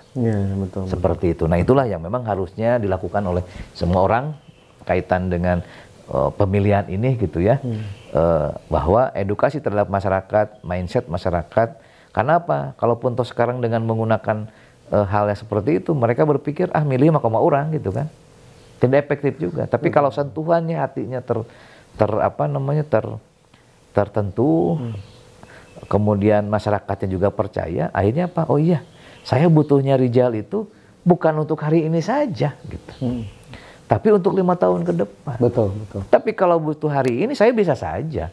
Berapa kita transaksi kan begitu. Tapi kan itu sama dengan nyogok lah, begitu ya. Betul. Saya tidak ingin lah money politik. Nah ini saya berupaya bagaimana masyarakat ini lebih cerdas, lebih pintar begitu ya, lebih ini lagi untuk menentukan posisi, karena sikap ataupun juga di bilik suara itu hanya 5 menit untuk 5 tahun ke depan itu adalah menentukan nasib. Betul. Kalau kita sekarang hanya dikasih sembako mungkin sehari itu habis. Kita dikasih uang sehari itu juga habis. Tapi bagaimana nasib kita ke depan seperti apa, sehingga kadangkala saya menyatakan alhamdulillah saya selama 2 periode tidak banyak yang datang ke saya. Tidak banyak yang nagih ke saya karena saya tidak pernah janji. Apalagi tadi berkenaan dengan setiap saya kunjungan segala macam, mana yang merahnya, mana yang birunya. Oh jangan. Ibu atau bapak mau itu atau mau 5 tahun ke depan. Nah ketika pola pikir mindset masyarakat dibuat seperti itu, akhirnya berpikir oh iya kita kan bukan untuk hari ini tapi 5 tahun ke depan. Kita punya sebuah pemikiran bahwa masyarakat itu harus dicerdaskan dengan hal-hal yang seperti itu. Sehingga saya kan kehidupan saya biasa-biasa saja. Kenapa? Karena ketika kita menjadi anggota legislatif, maka kita harus mengakapkan diri kita, waktu kita untuk masyarakat. Bukan di wakilan, hartanya di wakilan, miliknya di wakilan, bukan. Tapi justru perwakilan aspirasi masyarakat yang menjadi utama dalam kerja kita sebagai wakil rakyat. Apalagi kita sudah disumpah harus mementingkan kepentingan masyarakat di kepentingan pribadi ataupun juga golongan. Itu yang memang selama ini alhamdulillah qadarullah, karena jabatan adalah amanah, jabatan adalah titipan, dan jabatan bukan segala-galanya. Suatu saat bisa dicabut oleh Allah ketika memang kita tidak benar, gitulah. Oke.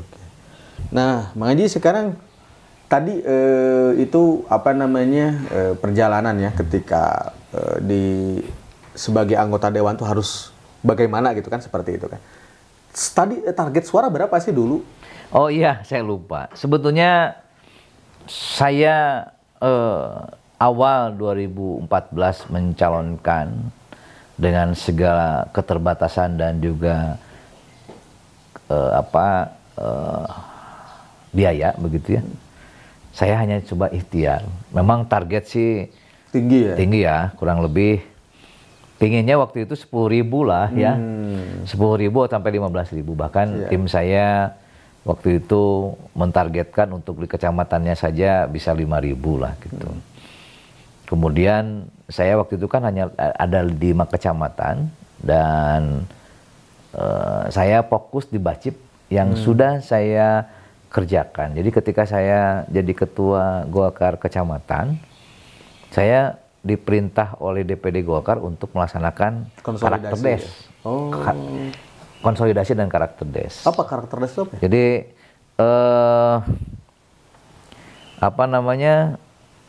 seperti pendidikan kegolkaran lah gitu ya, di tingkat desa atau kelurahan. Di pol lah ya, pendidikan politik ya. Pendidikan politik, jadi apa itu Golkar, apa itu, jadi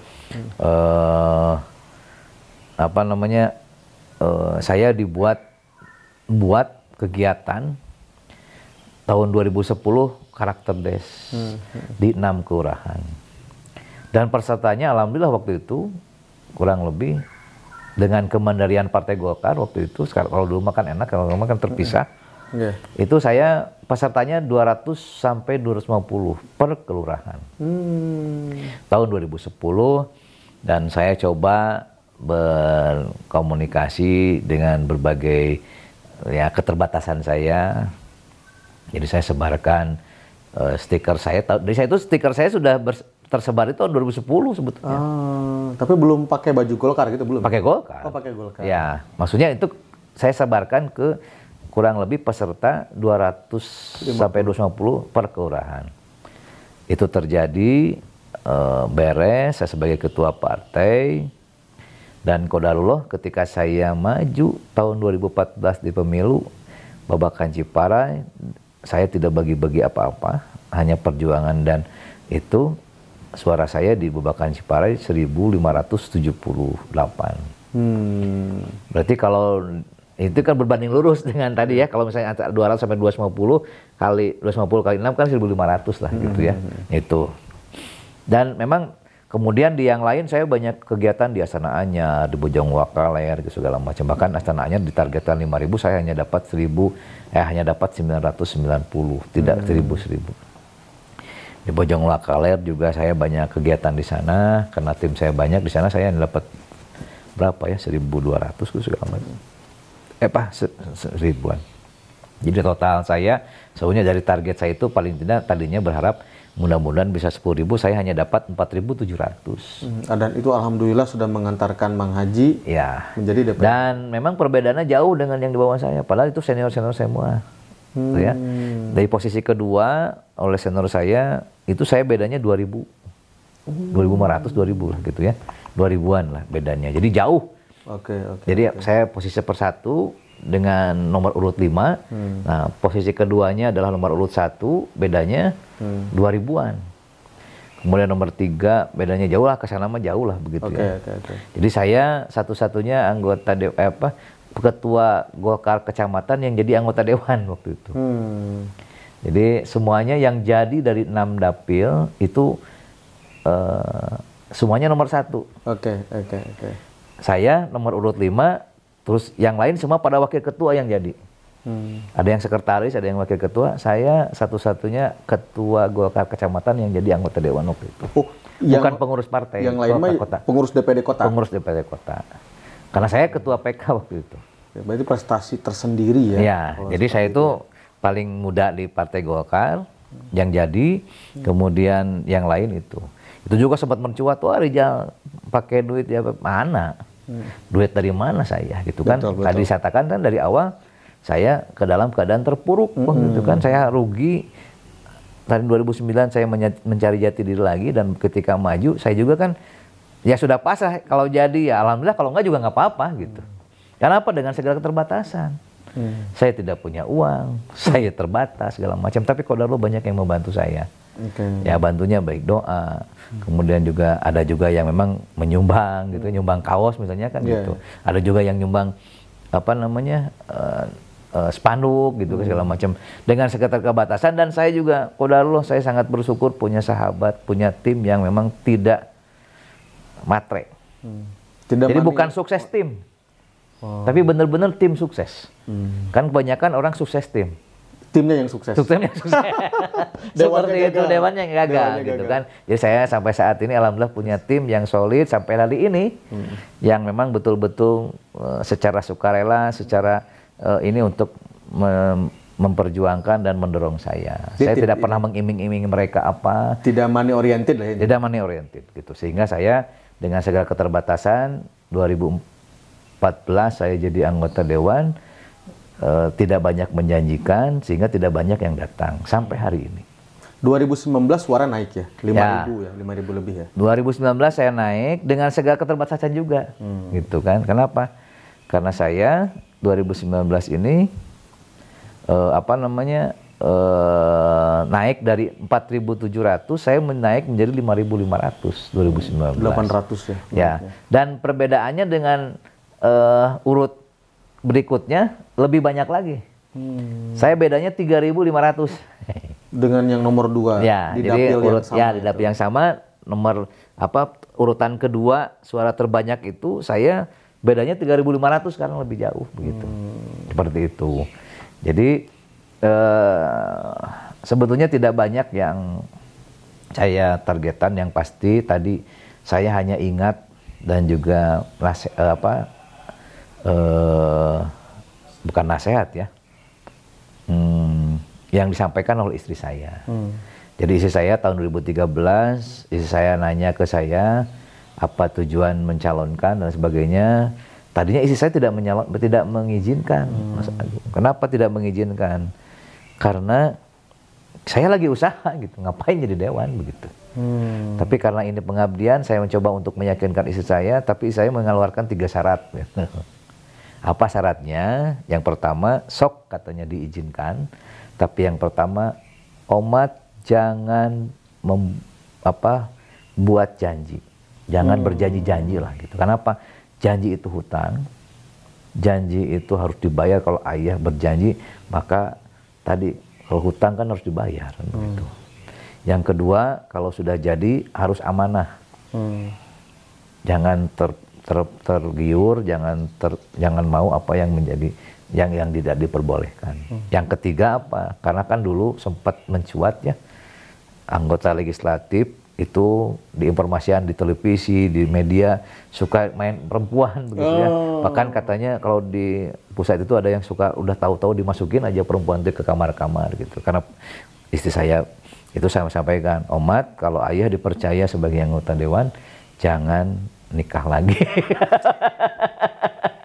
Seperti itu yang memang terngiang-ngiang oleh saya katakan bahwa saya jadi anggota dewan bukan untuk mencari perempuan. Saya jadi anggota dewan bukan untuk mencari kekayaan. Dan saya jadi anggota dewan bukan untuk pribadi saya. Kenapa? Kalau untuk pribadi saya, untuk makan minum saya udah cukup lah begitu ya.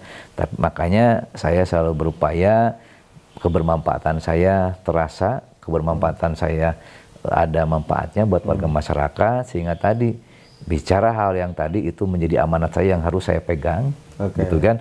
Bukan berarti kita menyalahi sunnah gitu ya, bahwa ini boleh itu, tapi kan saya menjaga marwah bahwa kesetiaan adalah yang paling utama.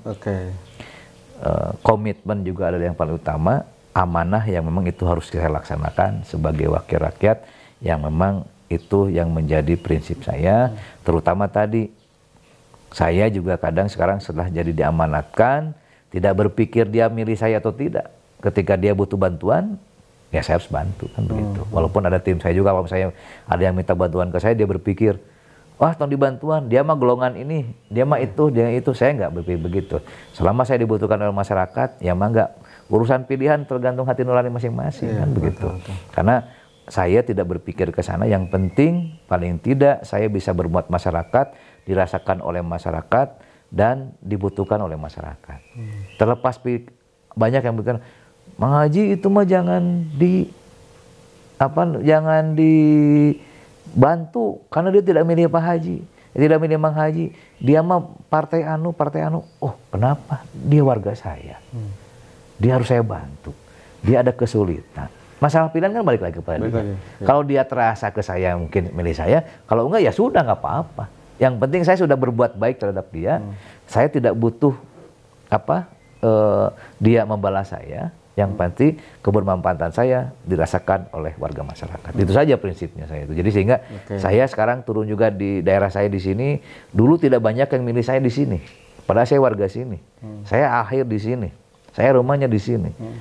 Tapi mereka tidak tahu. Ketika saya sudah tahu, mereka pada malu ke saya. Aduh, saya dulu kehalangan, dulu segala macam. Tapi sekarang insya Allah, mudah-mudahan dengan izin Allah, mereka tergerakkan hatinya, begitu ya. Saya sudah berbuat banyak, tapi saya juga tidak terlalu mengharapkan apa yang mereka, misalnya contoh take and give lah seperti itu ya. Saya sudah memberikan, itu seperti apa? Ya silakanlah, semua serahkan kepada masyarakat, dan ini juga semua atas izin Allah. Allah mengizinkan saya jadi lagi, insya Allah begitu ya. Dan ini tentunya menjadi bekal saya, paling tidak bukan hitungan suara yang saya inginkan, tapi adalah amal kebaikan yang mungkin insya Allah itu yang lebih bermanfaat buat masyarakat. Itu mungkin Mas Agung prinsip saya yang memang kadangkala saya tidak berpikir transaksional. Ketika saya berbicara transaksional, akhirnya apa? Berhitung suara. Ya. Tapi saya berpikir adalah kebermanfaatan saya buat masyarakat. Ketika saya memang masih dibutuhkan oleh masyarakat, ya pilih saya. Tapi kalau tidak bermanfaatan, jangan pilih saya. Apalagi saya tidak baik, punya sifat tercela, perilaku saya memang ini terus lupa, gitu kan, sepertinya tadi. Karena apa? Saya selalu menyampaikan kepada masyarakat, jangan berprinsip seperti pil KB dan pilkada, begitu. Apa itu Mang Haji? Nah, kenapa? Karena pil KB itu kan masyarakat berpikir pil KB apa? Ibu-ibu, kalau pil KB itu kalau lupa, pasti jadi. lupa memakan obat pil KB-nya pasti jadi. Kenapa? Karena lupa makan pil KB. Betul. Tapi kalau misalnya buat pilkada atau pileg, kebanyakan kalau sudah jadi malah lupa. Jadi kebalikannya gitu kan. Nah, ini yang saya tidak ingin menjadikan image bahwa tidak semuanya dewan itu kan seperti itu. Betul. Makanya saya selalu berprinsip, kadang apa masyarakat itu. Jadi seolah-olah dewan itu tadi dari awal saya sampaikan, dewan itu seperti banyak duit. Kenapa? Karena kadang berprinsip masyarakat itu. Contoh dalam satu RW, majelis taklim segala macam. Kalau ngundang anggota dewan pasti ngasih proposal. Kalau kita proposalnya tidak di ACC, maka kita tidak dikasih undangan, bahkan tidak dikasih mic. Tapi kalau majelis taklim, RW ataupun juga RT ngundang anggota dewan, ngundang camat atau ngundang lurah, kan tidak pernah diminta proposal, tidak pernah diminta duitnya. Atau kalaupun toh diminta nggak ada anggaran, tapi mereka tetap diundang dan dikasih mic. Tapi ke anggota dewan yang jelas notabene di awal saya sampaikan ada 3 fungsi penganggaran, nganggarkeun masih kena dipenta gitu kan kasarnya. Kan saya nu nganggarkeun teh gitu kan, dewan yang nganggarkeun. Tapi ketika di masyarakat kita mah tidak ada apa-apanya gitu kan, seolah-olah ada Rijama tuh nyumbang, terus dong diberi mic kan seperti itu. Karena misinformasi ya. Misinformasi. Jadi seolah-olah bahwa padahal anggarannya dari kita juga yang untuk mereka, tapi kadang-kala Rijama tuh nyumbang, udah nggak usah dikasih mic, nggak usah dikasih sambutan. Tapi camat lurah mah ketika ada kegiatan pasti ada sambutan. Padahal kan jabatan dan kedudukannya tinggi kita. Seperti itu. Nah, itulah makanya tadi dalam berpolitik itu tidak ada yang abadi lah ya. Kawan juga tidak ada dalam perpolitikan ini semuanya dinamis lah gitu ya. Baik sekarang mau pilpres gitu ya. Baik ini kan hanya pesta demokrasi 5 tahun sekali. Jangan dijadikan perbedaan ini menjadi sebuah perselisihan, tapi perbedaan ini menjadi sebuah pembelajaran buat kita gitu kan, bahwa memang ini adalah nikmat Allah yang harus kita syukuri, yang harus kita jalani, yang tentunya bukan untuk jadi perpecahan. Karena perbedaan kita pecah. Jangankan dengan masyarakat, dengan keluarga sendiri juga kita malah jadi pasea lah gitu, karena beda pilihan gitu kan. Makanya ya saya berharap bahwa masyarakat ini untuk 5 tahun ke depan untuk menentukan sesuai hati nurani, karena nasib bangsa ini ditentukan oleh suara walaupun kita hanya satu begitu. Semuanya sama gitu. Siap.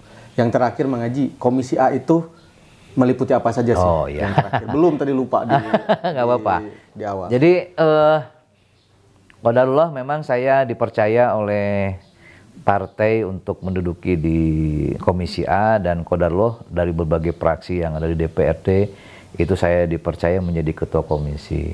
Jadi Komisi A ini sebetulnya adalah jantungnya. Kenapa saya katakan jantungnya? Karena ini menyangkut semua komponen pemerintahan. Karena bicara pemerintahan itu berarti semuanya kan. Pemerintah Kota Bandung berarti semua, dari mulai wali kota sampai ke lurah. Begitu. Jadi itu semuanya masuk ke dalam pemerintahan. Yang kedua adalah urusan kepegawaian. Karena berbicara kepegawaian berarti PNS, ASN yang ada di Kota Bandung semua adalah di aparatur sipil negara. Aparatur itu mitra Komisi A. Jadi semuanya, makanya saya katakan jantungnya. Jadi ASN aparatur juga, kepegawaian segala macam itu mitra kerja Komisi A.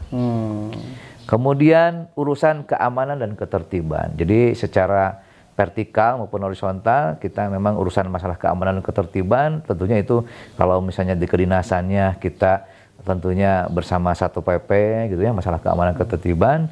Tapi bicara ke vertikalnya ada bisa kejaksaan, bisa kepolisian, bisa Kodim, itu adalah salah satu masalah keamanan ketertiban yang menjadi mitra kerja kita. Kemudian masalah aset. Aset juga sama. Yang tentunya tadi salah satu mitra kita adalah aset di BKAD. Jadi kaitan-kaitan aset pemerintah Kota Bandung kan itu jantungnya juga. Betul. Itu kan. Jadi semuanya memang jantungnya Komisi A ini menyangkut secara keseluruhan masalah urusan itu. Nah, kemudian juga kaitan aset berarti kan dengan pertanahan. Nah, pertanahan juga salah satu yang memang kita bisa salah satu menjadi mitra vertikal kita kan seperti itu. Kemudian masalah perizinan. Ini juga kan jantungnya juga. Sebelum kita berbuat sesuatu, mau membangun segala macam kan harus izinnya dulu. Jadi intinya komisi A ini sangat universal lah ya. Jadi perizinan dulu, kita mau bangun rumah kan harus ada IMB-nya dulu. Kita membangun, kita mau buat apa harus ada izinnya dulu. Nah, itu masuknya di situ. Nah itulah, terus kemudian juga mitra kerja kita adalah Kesbangpol. Nah Kesbangpol juga sama, dalam berpolitik dan segala macam kan di bawah Kesbangpol. Organisasi, kemudian di KPU segala macam ada di situ. Dalam konteks ini kan juga komisi A lagi, yang memang bergerak urusan masalah itu. Kemudian mitra kerja kita adalah Dinas Komunikasi dan Informasi, Diskominfo.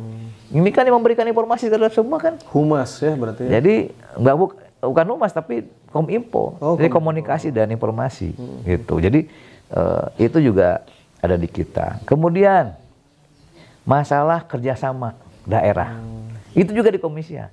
Jadi kalau misalnya kita mau kerjasama dengan yang lain, dengan negara lain, dengan provinsi yang lain, itu juga di komisi A gitu. Jadi komisi A ini sangat universal. Jadi urusan masalah kerjasama baik B2B atau G2B itu juga melibatkan komisi A dalam rangka untuk melihat sampai sejauh mana kebermanfaatan untuk Kota Bandung. Misalnya contoh dengan Australia, dengan Korea, dengan segala macam, memang jadi sister city. Kota Bandung itu juga merupakan di komisi A. Termasuk Bapelitbang, termasuk inspektorat. Kenapa inspektorat? Karena tadi yang mengawasi dan ini kaitan dengan administrasi di pemerintah Kota Bandung itu inspektorat. Lihat benar gak pelaksanaan itu? Ya, hampir sama dengan tugas dari komisi A. Itu yang memang termasuk hukum. Nah, hukum kan jelas merupakan pegangan kita dalam melaksanakan sebuah kegiatan. Itulah makanya saya katakan, kenapa saya dikatakan ini adalah jantungnya, karena itu semua ada di kita gitu. Jadi saya kaitan aparaturnya, kaitan urusan masalah hukumnya, kaitan masalah pemerintahannya, dan terakhir urusan masalah kependudukan. Jadi Dinas Kependudukan itu mitra komisi A. Kenapa? Administrasi kependudukan itu kan jantung juga. Kita bisa diakui sebagai warga negara, kita bisa diakui dalam suatu wilayah karena apa? Ada KTP, ada KK. Kalau misalnya kita tidak punya KTP, tidak punya KK, kita tidak bisa buat paspor. Kita tidak bisa ke rumah sakit, kita tidak bisa sekolah, termasuk akte kelahiran. Itu kan di bagian dari kependudukan. Jadi kalau misalnya itu tadi semuanya tidak punya administrasi atau identitas kependudukan, maka kita tidak bisa diakui orang mana gitu. Tapi ketika kita punya identitas dari kependudukan, minimal punya KTP dan KK, maka kita akan mengetahui bahwa kita ini penduduk di wilayah mana, termasuk lahir di mana lah, gitu Mas Agung. Jadi kalau secara keseluruhan jelas-jelas bahwa komisi A ini sangat universal, jantungnya begitu kan, sehingga kita bisa masuk ke mana-mana saja. Itulah mungkin barangkali Mas Agung. Luar biasa. Ini sebenarnya kalau tidak keterbatasan waktu masih banyak yang bisa digali dari Mang Haji. Luar biasa nih, bisa sampai sejam setengah kemungkinan ini ya. Mang Haji, untuk yang terakhir mungkin closing statement dari Mang Haji kepada sahabat-sahabat ngopi. Monggo Mang Haji. Ya, baik. Sahabat-sahabat ngopi yang saya hormati dan saya banggakan, alhamdulillah hari ini saya bisa berbagi inspirasi yang mudah-mudahan tadi ada beberapa hal yang memang menjadi catatan, ada beberapa hal yang memang mungkin bisa menjadi inspirasi bagi sahabat-sahabat ngopi, di mana tadi ada hal beberapa yang saya sampaikan dari mulai cerita spiritual saya, kinerja saya dan lain sebagainya, itu yang memang kira-kira mudah-mudahan bisa menjadi penyemangat, bisa menjadi sebuah inspirasi yang mudah-mudahan yang baiknya bisa dicontoh lah begitu. Kenapa? Satu hal, ketika kita berbuat jangan banyak janji, begitu kan, tapi bukti, di mana ketika janji itu adalah hutang. Makanya tadi saya dalam cerita saya, ketika saya punya hutang harus segera dibayar karena Allah akan mengganti Janji Allah itu kan ketika kita memang memberikan kemudahan bagi orang lain, maka Allah akan memudahkan kita. Seperti itu. Kemudian kaitan dengan bermasyarakat, kita tidak memandang bulu. Setiap masyarakat yang membutuhkan kita selaku wakil rakyat, tentunya kita harus bantu. Terlepas dia suka atau tidak, karena dia bagian daripada warga kita, maka kita kalau memang mampu, kita harus mampu. Kalau memang mampu, kita bantu mereka. Seperti itu. Kita tidak melihat dari golongan apa, dengan siapa, tapi itu adalah sebuah kewajiban ketika kita sudah disumpah menjadi pejabat publik, maka kita harus bisa mengabdikan diri, mengawakafkan diri terhadap masyarakat. Itu seperti itu. Dan tentunya tadi saya yang paling utama kepada sahabat-sahabat ngopi, tentunya kita harus banyak bersyukur kepada Allah Subhanahu wa Ta'ala dan serahkan sepenuhnya ikhtiar kita, hasilnya dari kalau kita ikhtiar kita maksimal, insya Allah pasti ada hasilnya. Dan tentunya yang paling utama adalah semuanya atas izin Allah Subhanahu wa Ta'ala. Kalau Allah tidak mengizinkan, Allah tidak menginginkan, maka tidak akan ada. Tapi kalau Allah mengizinkan dengan ikhtiar kita yang maksimal, insya Allah Allah akan memudahkan perjuangan kita. Yang paling utama adalah ketika ada kebermanfaatan untuk masyarakat, itulah yang menjadi pegangan utama kita. Itu Mas Agung barangkali saya serahkan semuanya kepada Allah Subhanahu wa Ta'ala, bahwa apa yang kita perjuangkan, apa yang kita lakukan adalah semua semata-mata atas ridho dan izin Allah Subhanahu wa Ta'ala. Itu mungkin Mas Agung. Terima kasih banyak Mang Haji atas waktunya. Mudah-mudahan kita bisa bertemu kembali, berjumpa kembali, kita bisa ngobrol bareng. Ya, saya yakin ini banyak sekali inspirasi yang diberikan Mang Haji kepada sahabat ngopi semua, yang mudah-mudahan ini menjadi bekal ya buat sahabat ngopi semua untuk menjalani kehidupan ke depannya. Mang Haji 01, 02, 03, 14 Februari. Saya stop Mang Haji, jangan dijawab. Nanti tunggu di bilik suara. Sekian dari kami. Wal minkum. Wallahul muwaffiq ila aqwamit thoriq. Wassalamualaikum warahmatullahi wabarakatuh. Waalaikumsalam warahmatullahi wabarakatuh. Mang Haji